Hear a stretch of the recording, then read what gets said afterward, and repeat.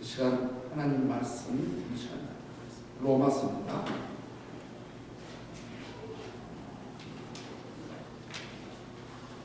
오늘 저희가 함께 나눌 말씀은 로마서 8장이 되겠습니다.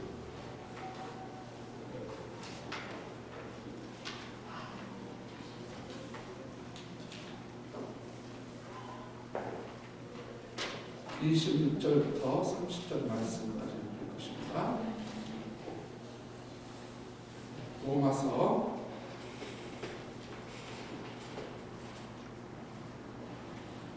8장 26절부터 30절 우리 한 절씩 교독하도록 하시고요. 마지막 절 같이 있습니다. 제가 먼저 읽겠습니다. 로마서 8장 26절부터 30절 이와 같이 성령도 우리의 연약함을 도우시나니 우리는 마땅히 기도할 바를 알지 못하나 오직 성령이 말할 수 없는 탄식으로 우리를 위하여 친히 간구하시느니라.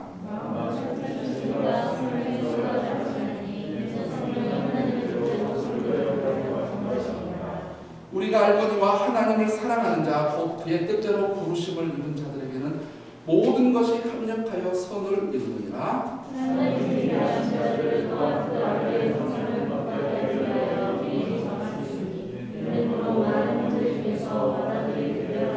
함께 있습니다. 또 미리 정하신 그들을 또한 부르시고 부르신 그들을 또한 의롭다 하시고 의롭다 하신 그들을 또한 영화롭게 하시느니라. 저는 오늘 본문 말씀을 통해서 예수님을 닮은 세부대라고 하는 제목으로 말씀을 나누겠습니다. 기도하고 시작합니다. 아버지, 이 시간 주의 말씀을 저희들이 함께 나누며 주의 말씀을 듣사오니 하나님의 뜻을 이루시고 우리에게 성령의 조명하심과 계시의 영을 더하사 말씀이 이해되고 깨달을 뿐만 아니라 그 말씀 우리의 가치관이 되고 우리의 삶의 자리에 가서 열매 맺어 하나님 앞에 영광 돌릴 수 있도록 이 시간 말씀 가운데 함께하여 주시옵소서. 예수님의 이름으로 기도드렸습니다. 우리가 책을 읽거나 또는 영화를 보거나 또는 어떤 사건을 접하거나 뉴스를 통해서 어떤 정보를 듣게 됐을 때 사람마다 해석하는 것이 다른 경우를 보게 됩니다. 제가 말하는 이 다르다라고 하는 부분은 뭐냐면은 원래 책은 저자가 쓴 목적이 있고 영화도 만든 목적이 있고 메시지가 있고 뉴스면 정보면 사건이면 모든 것들 다 목적이 있어요. 저자의 목적이 있고 사건도 다 나름대로 그것을 매스컴을 통해서 그것을 알리는 뉴스의 목적이 있죠. 그런데 사람들이 그것을 알리는 우리가 읽고 보게 되는 그 전체를 보면서 그 가장 중요한 에센스, 본질적인 목적은 놓쳐버리고 부분적으로 이렇게 캐치를 해서 자기 해석을 하는 경우가 있습니다. 예를 들자면 이런 거예요. 토끼와 거북이, 우리가 너무나 다 잘 알고 있어요. 이솝어의 거북이, 토끼와 거북이 내용 잘 알잖아요. 근데 어떤 사람들은 그 이야기를 읽고 나서 어떻게 하냐면은 이런 이야기를 하는 거예요. 잠을 자지 말자. 그렇게 그걸 이해를 하는 거예요. 여러분, 잠을 자지 말자는 게 토끼와 거북이 메시지입니까? 어떤 사람은 이렇게 말합니다. 무모한 도전을 그렇게 하지 마라. 이렇게 말합니다. 아니잖아요. 토끼와 거북이의 메시지는 뭐냐면 성실이죠. 성실입니다. 그러니까 전체적으로 그것을 말하고 강조하는 저자의 뉴스 아니면 어떤 이 문화의 어떤 목적, 그걸 정확하게 파악하는 것 굉장히 중요합니다. 저도 이제 신학교를 다니고 또 신학대학원을 다니고 이번에 이제 하나님 은혜로 목회학 공부를 이렇게 하면서 특별히 제가 다니는 신학교에서는 뭐가 가장 큰 강점이냐면은 말씀을 자기화 해석을 하거나 부분적으로 보거나 이것을 굉장히 위험하게 보는 거예요.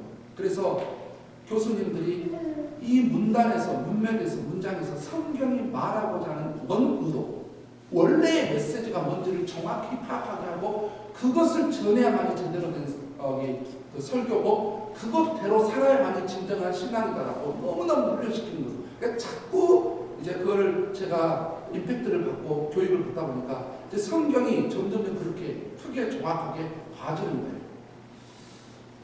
오늘 우리가 읽은 로마서 8장 26절부터 30절까지가 그 대표적인 말씀 가운데 하나입니다. 말씀을 다 따로따로 쪼개서 봐요. 목회자들마다 얼마나 많은 오해와 얼마나 많은 성경이 잘못된 해석을 하는지 모릅니다. 26절하고 27절은 기도가 가는 거죠. 성령이 우리의 연약함을 위해서 기도해 준다. 우리가 뭘 위해서 기도할지 모르는데도 불구하고 성령님은 우리를 통해서 성령님은 하나님께 우리의 연약함을 위해서 기도해 주는데 바로 뭐냐면은 하나님의 뜻을 위하여 성도를 위해서 기도해 준다. 성령님께서 그렇게 해주신다. 맞는 말이에요. 이거 자체는 틀린 말이에요. 그런데 그것만 딱 대놓고 마치 로마서 8장 26절부터 30절까지의 내용 전체에 사도 바울이 쓴 의도는 안 보고 그것만 부분적으로 보면 틀린 말도 아니지만 전체적으로 봤을 때 옳은. 자, 그 다음에 28절에 대해서도요, 이 말씀을 얼마나 우리가 많은 말을 하니까 주변의 사람들에게 뭐라고 말을 해요? 이렇게 말을 하죠. 모든 것이 협력하여 서로 이룬다니까는 아이고 요 사건 저 사건만 엎어지고 넘어지고 뭐하고 했는데도 결과적으로 하나님께서 모든 것을 선하게 인도해 주실 거니까 하나님께서 모든 걸 선하게 인도해 주실 거니까 그다음에 또 그 부분만 꼭 떼놓고 말했잖아요. 저자의 의도하고는 전혀 상관없는 것이 하고 있어요. 잘못된 해석과 잘못된 적용을 합니다.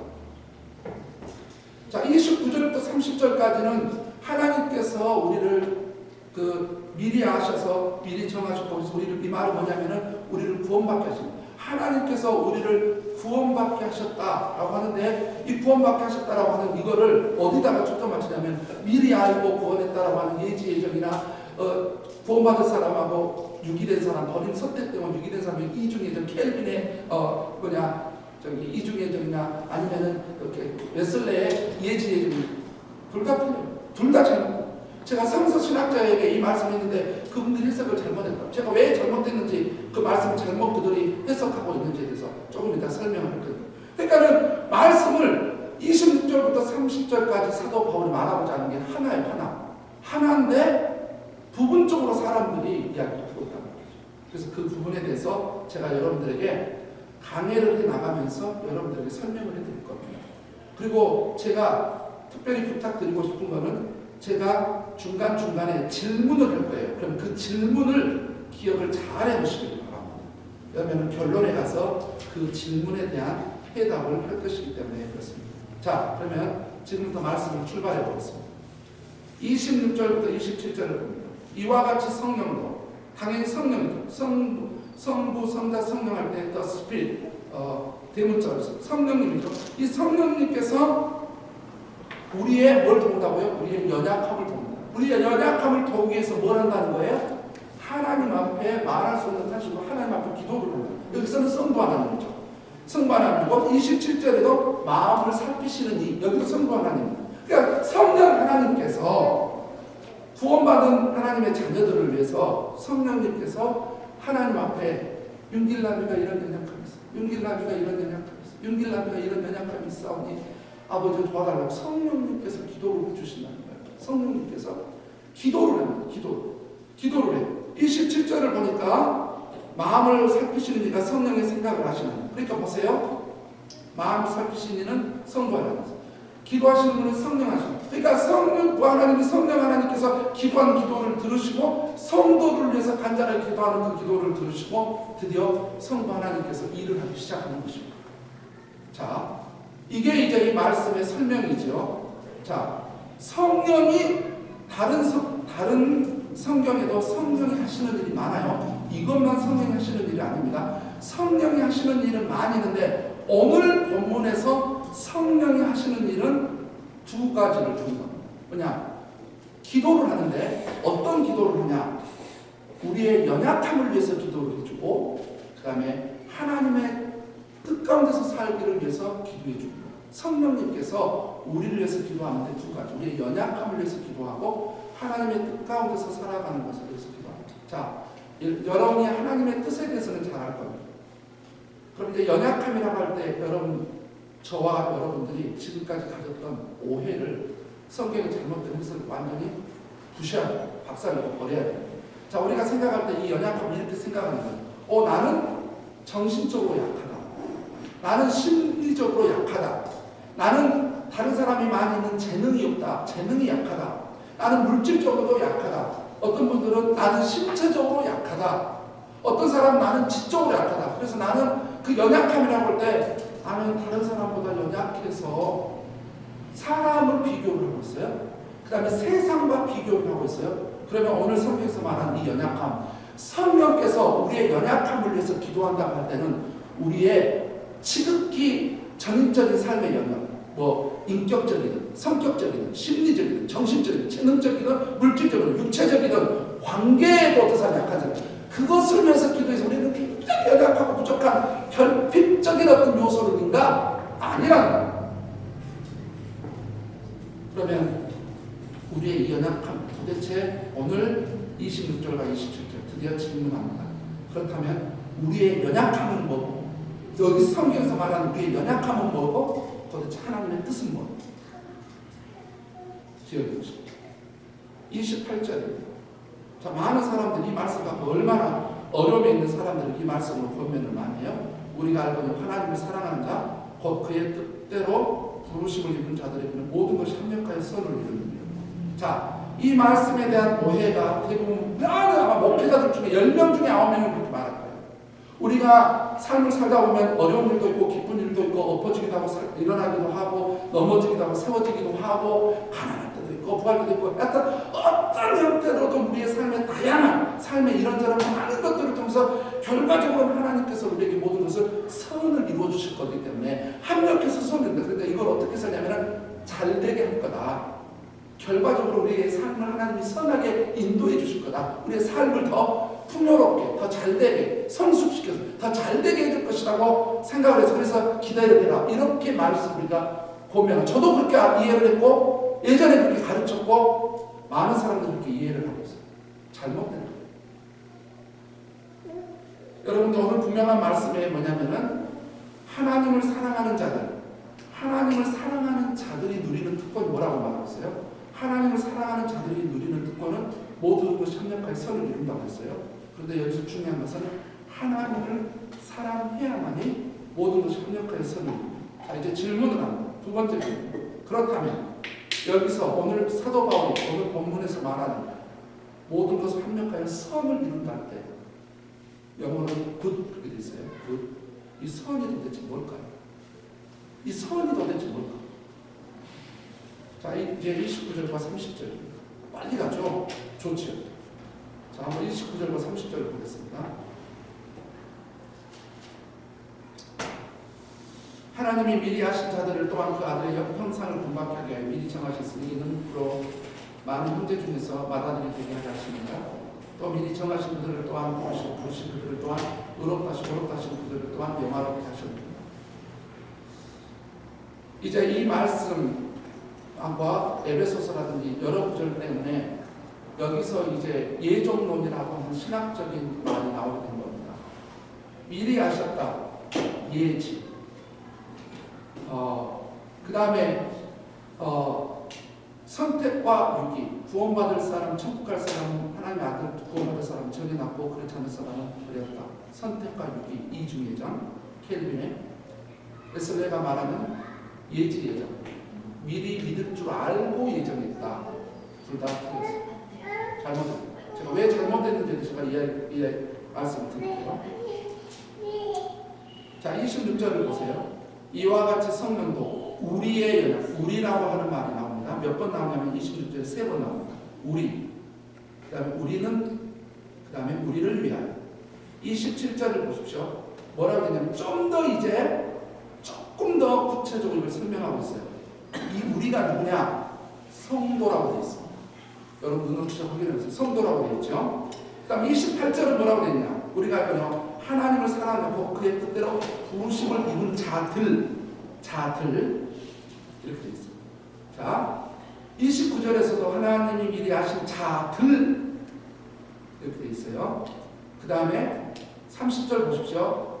또 미리 정하신 그들을 또한 부르시고 부르신 그들을 또한 의롭다 하시고 의롭다 하신 그들을 또한 영화롭게 하셨느니라. 자, 여러분 여기서 단수가 있습니까? 어떤 사람은 선택받았고 어떤 사람은 유기됐고 어떤 사람은 믿을 줄 알기 때문에 선택했고 그렇지 않았기 때문에 버렸다고. 누가 여기 개인이 있나요? 여러분 성경에 말한 예정을 말할 때 예정이 있어요. 단어 자체가 예정이 할 때 이 예정을 할 때는 단수는 없습니다. 복수입니다. 그러면 여기서 말하는 우리 성도 그의 뜻대로 부르심을 위한 뭡니까? 교회입니다. 예수 그리스도를 믿는 자들의 모임. 그러니까 다 쪼개보면 개인이지만 합쳐보면 교회. 우리예요, 우리. 교회라는 거. 그래서 성경에 창세 전에 우리를 예정할 때는 우리가 헬라어로는 에클레시아가 됐단 말이에요. 교회라고 돼 있어요.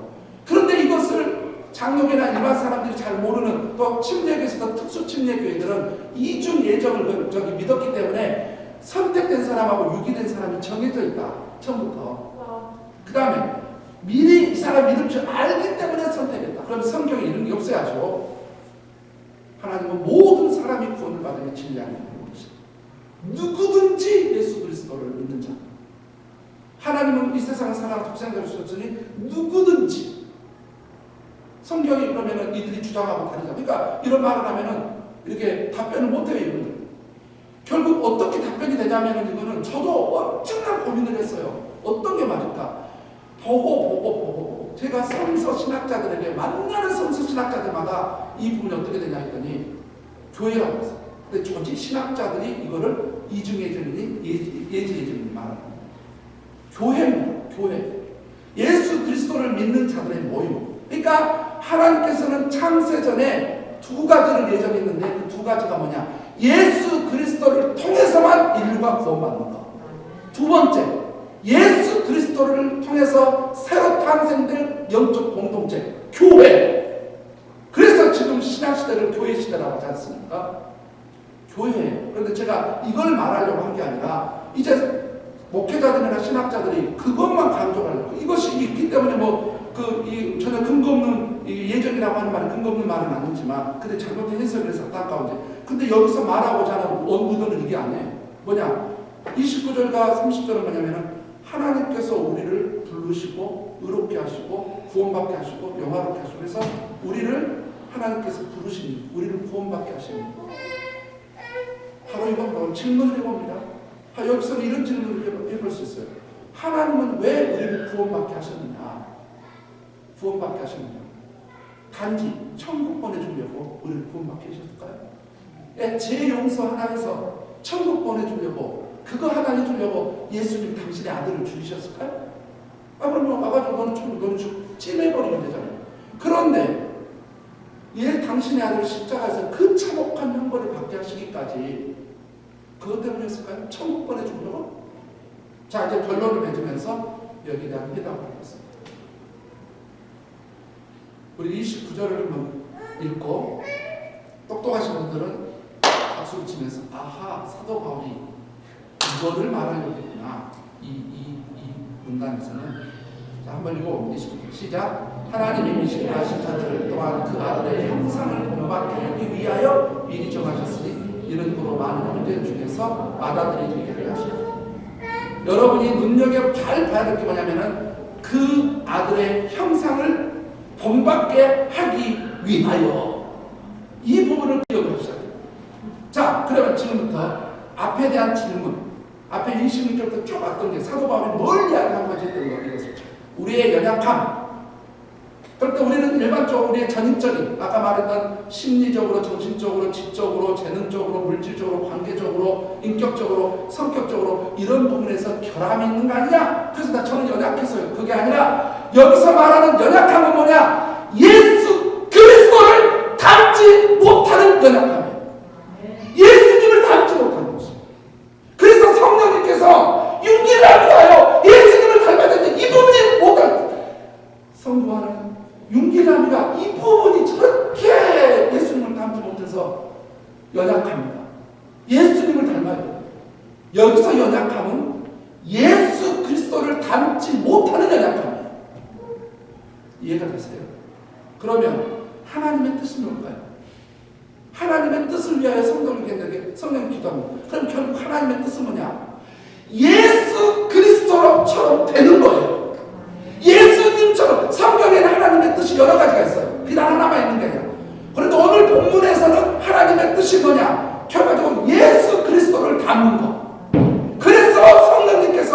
아버지 윤길남이가 아버지의 뜻에 따라서 예수님을 닮게 하세요.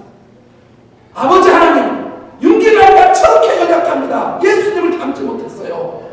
말하는 것이나 행동하는 것이나 예수님을 닮지 못했어요. 저렇게 연약한 자입니다. 도와주세요라고 기도한다. 그러면 이제 여러분이 모두 산명하여 선을 이룬다 하는데, 하나님께서 모든 것들을 총동원해가지고 우리를 선한 길로 바른 길로 인도한다, 그렇게 하는 게 아니고, 여기서 말하는 선은 뭐냐, 하나님께서 이루고자 하는 궁극적인 선은 뭐냐, 예수 그리스도를 닮는 겁니다. 예수님을 닮는 거예요. 예수님을 닮아가는 게 진정한 하나님이 기뻐하시고 하나님을 원하시는 진정한 선. 하나님이 원하는 성경적인 선은 착하고 의롭게 사는 그게 아니라 예수 그리스도를 닮는 것이 선입니다. 마지막으로 우리가 질문했던 거 뭡니까? 왜 하나님은 우리를 부르셔서 우리 구원받고 하나님의 자녀가 되느냐? 천국 보내주려고요? 재영세실 주고. 그거는 결과론적 은혜입니다. 천국 가는 건요, 예수 그리스도 믿고 구원받은 사람은요, 죽으면 천국 가요. 그럼 이 과정에서, 이 땅에 살아갈 때는 뭐예요? 이 땅에서 뭐 하려고? 열심히 사는 거? 잘 사는 거? 행복하게 사는 거? 뭐예요? 뭐? 여러분, 예수님께서 우리를 위해서 죽으시고 결국 예수 당신의 아들을 죽이시면서까지도 우리를 인류를 구원받게 하고 우리를 구원받게 하신 궁극적인 이유는 뭐냐? 예수 그리스도를 닮아가는 삶을 살게 하려고 우리를 구원받게 하신 거예요. 그걸 모르면 오늘 말씀 다 오해하는 거예요.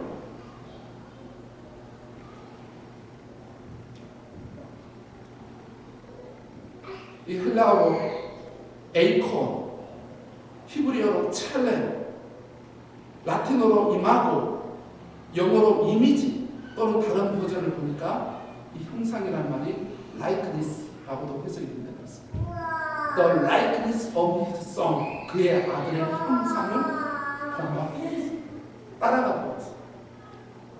그래서 결국 우리는 우리의 연약함이라고 할 때 예수님을 닮지 못한 우리 연약함이다.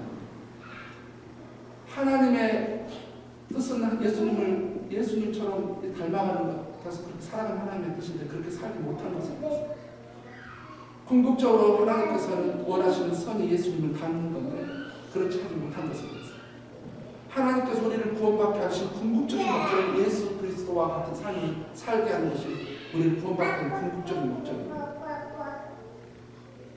그래서 여러분, 올 한 해만이 아니라 앞으로도 우리 모두는 예수님을 닮는 세부대가 되라.